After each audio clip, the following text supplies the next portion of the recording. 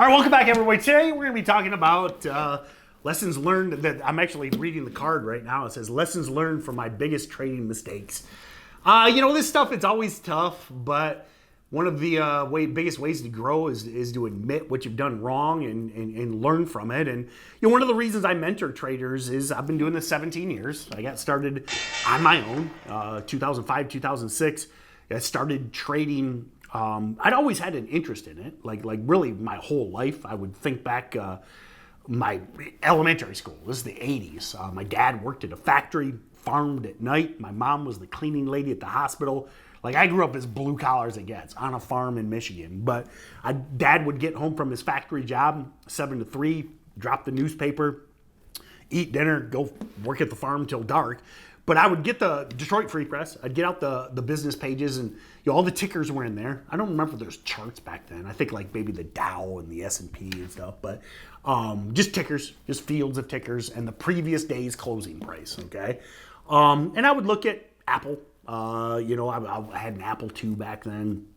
I'd look at IBM. IBM was always one of the biggest highest price stocks. Growing up in Michigan, I'd look at GM, I'd look at Ford. So anyway, I'd always had an interest in finance, but never traded. Built a business out of high school. Didn't trade during the dot-com boom. So now I get, 2005, 2006, business is about a decade old. Now I'm making good money. Business is mature. I got employees. I'm not working 100 hours a week anymore, and I'm not broke anymore. So I started trading on my own. And the biggest mistake, this is always I think this is one of my favorite and most embarrassing trading stories. So mistake number one. So I, obviously YouTube didn't exist at that point. You could buy books and stuff, but there's hardly any, even today, there's very few books on trading, actually position sizing and risk management and specifically day trading. And so I would, I had a family, a busy family. And so evenings were busy. I would actually TiVo, that dates me. I would TiVo Mad Money with Jim Cramer, which obviously we all know, a buffoon. The bummer with Cramer is, not to get too off topic, he was a legit trader. He was real. Read Confessions of a Street Addict. Great book. He was legit. And then he just got lazy and became a caricature of himself, which just sold his soul to the corporate media devil. Now we know Cramer's just wrong on everything, literally everything wrong. Now, I didn't know this back then. We didn't know this. So I would actually I would TiVo Mad Money, set my alarm for 5 in the morning, get up at 5 in the morning and rewatch Mad Money, write down every ticker that he said buy on, and try and trade those and try and make money. Ended terribly. And I did it for 6 months. I'm there's gotta be a way to crack this code. There's gotta be a way. There's gotta be a way to figure it out.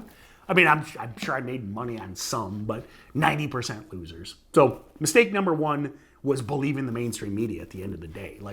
He's a cartoon character. It's an entertainment show. Listen, if you turned on Mad Money right now, I'd probably watch it and laugh along. I mean, that's all it is. It's entertainment. It's not meant for anything other than just you might as well watch Price is Right or, Wheel of Fortune or something. It's basically the same thing. Jeopardy, whatever. So that was the biggest mistake, believing the mainstream media.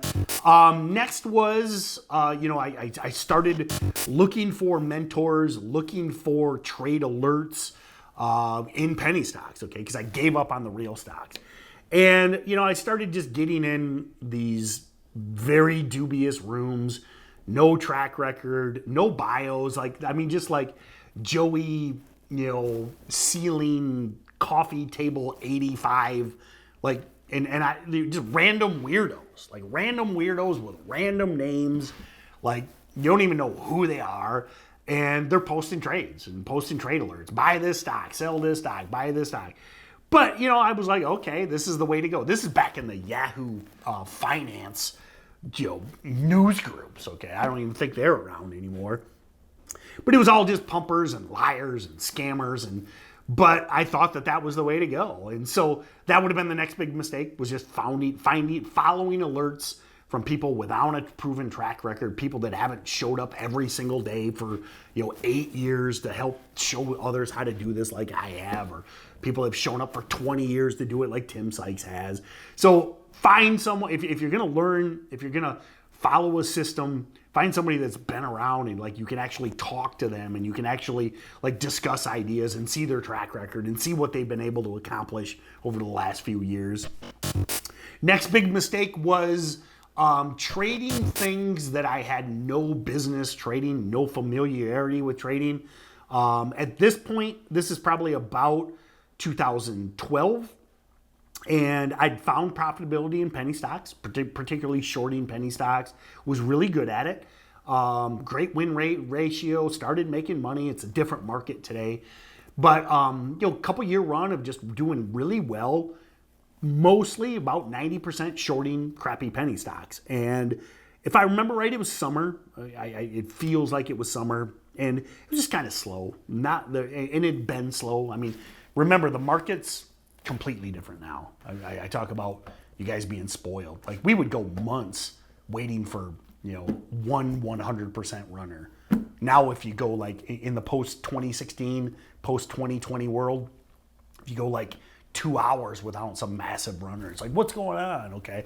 But, so it'd been slow for a long time, like just nothing happening in my niche, some big gaining, some big gainer, low float, trashy stock with dilution pending, etc. Those are ones we like to hammer short. And again, if I remember right, it was like a Friday at my business. We were a service business. So Fridays, you're kind of wrapping up for the week. We did a lot of like technology service, servers and networks and stuff. And like, Monday, super busy, Tuesday, and like as you kind of get into Friday, everybody's kind of just tying up loose ends for the week. So I'm just kind of sitting there, I'm bored, and I see these idiots in this chat room talking about triple leveraged ETFs, FAS and FAZ. One is triple leverage long, the other one's triple leverage short. And then they're yapping about, blah, blah, blah, smack up, smack down, dippity doodly doo, wash out, shimmily shlammily shloo, all this like made up jargon. And I'm like, hey, why don't I trade some triple leverage ETF? Now, what do I know about those? I don't know anything about them. Why is it moving? I don't know. These guys are talking about it moving. So anyway, traded one of those, and in about, I think 15 minutes, lost about $8,000. One of the biggest losses of my career. And like, no stop loss. I didn't even know what I was doing. Like I just saw this ticker and I'm like, these guys are talking about it. Let's try it.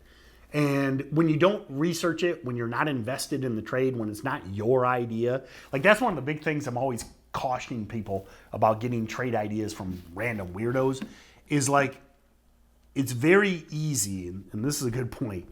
Many of you might have lived this. It's very easy to have like that diffusion of responsibility. They talk about that like in corporations or in war, okay? Hey, I'm just doing what the boss said, okay?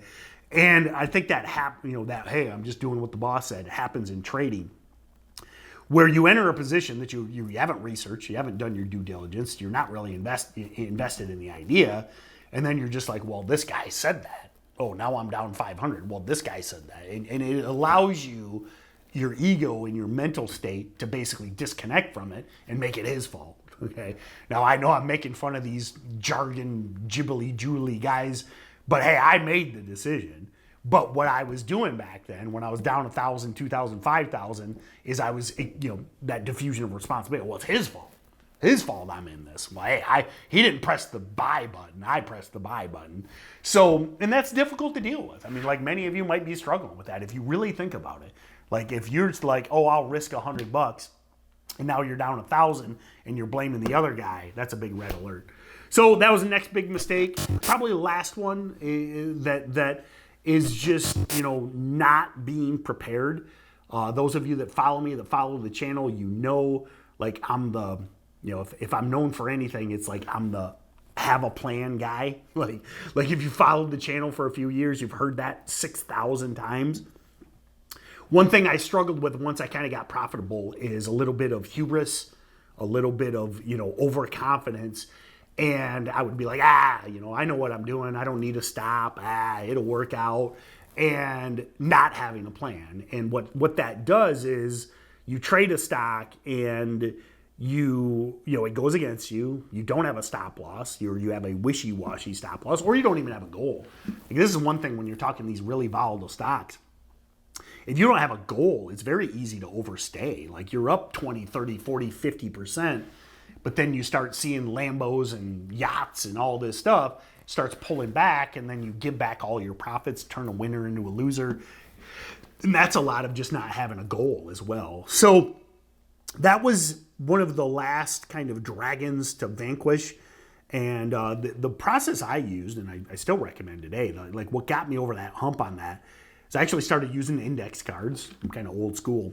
But I would write down what my entry was, what my position size was, what my goal was, and what my stop was. And I would put those cards in the function key, the top row of my keyboard. And I just forced myself over time to respect the cards. Like, if I wrote it down, it was the gospel and I would follow it. And what happened was very quickly, it kind of makes it impossible to take a big loss, because you're never going to write down on that card.